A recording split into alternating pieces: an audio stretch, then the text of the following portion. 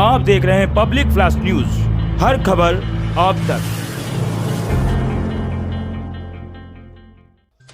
युवा सेवा समिति के अध्यक्ष के खिलाफ आज एक सामाजिक कार्यकर्ता एसएसपी ऑफिस पहुंचा, जहां पहुंचकर उसने बताया कि युवा सेवा समिति के नाम पर बदर अली ने करोड़ रुपए की ठगी जनता से की है। उसने युवा सेवा समिति चैरिटेबल ट्रस्ट बनाया, जो कि कहीं पर भी रजिस्टर्ड नहीं है। उसके नाम पर जनता की रसीदें काटी गई, जिसमें करोड़ों रुपए का चंदा एकत्रित हुआ, लेकिन बदर अली ने ये काम सब ठगी के द्वारा किया है। उसके द्वारा कहीं पर भी युवा सेवा समिति के नाम से कोई फर्म रजिस्टर्ड नहीं कराई गई। जब उसके बारे में जानकारी की गई तो सामाजिक कार्यकर्ता ने बताया कि तमाम सबूत और वरिष्ठ पुलिस अधीक्षक को सौंप दिए गए हैं, जिसके बाद उन्होंने दिल्ली गेट थाना पुलिस को जांच के आदेश करे हैं।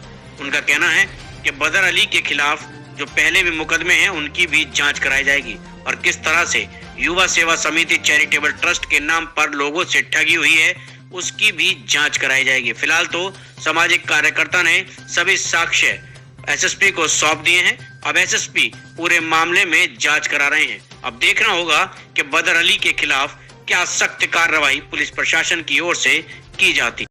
मामला कोई मिला के है कि शहर में एक प्रतिष्ठित और बड़ा प्राचीन कॉलेज है, सरकारी कॉलेज है, फैजान इंटर कॉलेज।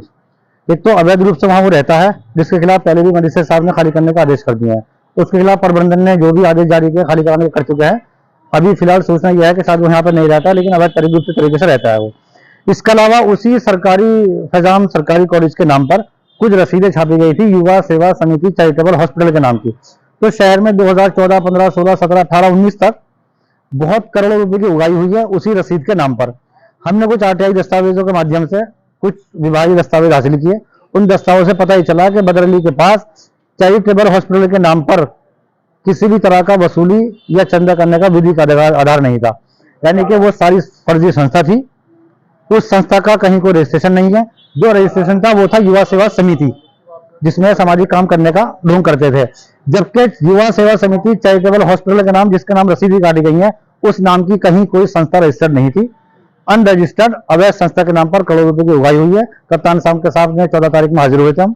कप्तान साहब ने तथ्यों का अवलोकन किया और आदेश किया इंस्पेक्टर दिल्ली गेट को जांच कराने का।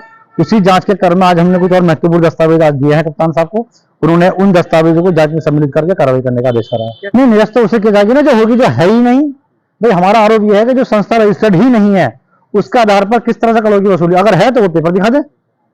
अगर कोई संस्था रजिस्टर्ड है, युवा सेवा समिति चैरिटेबल हॉस्पिटल नाम की अगर कोई संस्था है तो बताइए, पेपर दिखा दें। अगर बिना पेपर, बिना रजिस्टर्ड संस्था के नाम पर करोड़ रुपए उगाई हो तो अवैध चंदा, अवैध वसूली है। उसी की शिकायत है ठगी के कई लोगों के साथ। अच्छा, बार बार हिसाब मांगा जाता है हमारे द्वारा कि अगर कोई संस्था है तो उसका पेपर दिखा दो और जितनी वसूली हुई है उसका कोई रिकॉर्ड, बैंकिंग, ऑडिट या कोई लेखा जोखा हो, आज तक नहीं है। तो टोटल अच्छा उस पैसों का क्या किया ये कोई हिसाब किताब नहीं है। तो शहर के लोगों से बहुत बड़े रूप में सामूहिक ठगी के रूप में बदर अली उसके सहयोगी द्वारा, जैसे उसके भाई शदाब या सुहेल है जो आजकल विदेश में रहता है, और उसके अगर अकाउंट चेक किए जाएंगे विदेश के अकाउंट के, तो उस अकाउंट की डिटेल में भी एजेंसियों को बहुत महत्वपूर्ण और कुछ गंभीर संदिग्ध ट्रांजेक्शन मिल जाएंगी। हालांकि अभी हम नहीं बताना चाह रहे, जैसे जैसे जांच आगे बढ़ेगी प्रूफ हम देंगे। तो ये सारा मामला उसमें है। बदर अली के आपराधिक रिकॉर्ड के बारे में एसपी साहब, कप्तान साहब, आईजी, एडीजी साहब की पूरी हिस्ट्री हम बार बार प्रस्तुत कर चुके हैं। लगभग 20 से 22 मुकदमे हैं और उन मुकदमों में रंगदारी, हत्या का प्रयास, दंगे बवाल, दर्जनों मुकदमे दर्ज हैं। सब पे बेल पर है, उनमें सब कार्रवाई है उसमें।